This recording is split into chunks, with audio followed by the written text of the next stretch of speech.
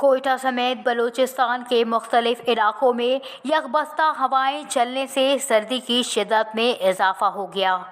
کوئٹہ کے مختلف علاقوں میں گیس پریشر میں کمی کی وجہ سے شہریوں کو مشکلات کا سامنا کرنا پڑ رہا ہے۔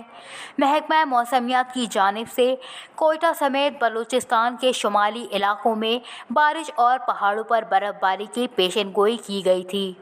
محکمہ PDMA کی جانب سے بارش اور برف باری کے امکان کی وجہ سے متعلقہ اضلاع الرٹ جاری کرتے ہوئے صورتحال سے نپٹنے کے لیے تمام اقدامات اٹھانے کی ہدایت کی گئی ہے۔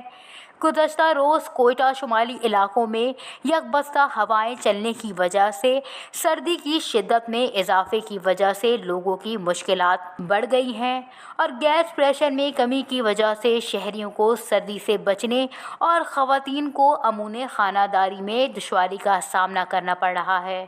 لوگ شدید سردی سے محفوظ رہنے کے لیے سوکھتی لکڑی اور LPG گیس کے مہنگے داموں خریداری کر کے استعمال کرنے پر مجبور ہیں۔ PDMA کی جانب سے متعلقہ اضلاع میں وزیر اعلیٰ بلوچستان میر عبدالقدوس بزنجو اور صوبائی وزیر داخلہ میر ضیاء اللہ لانگو کی ہدایت پر ایمرجنسی نافذ کر کے ریسکیو فورس کے ریسکیور سپورٹنگ سٹاف کے علاوہ محکمے کے افسران کو بھی اپنے دفاتر میں موجود رہنے کی ہدایت کی ہے۔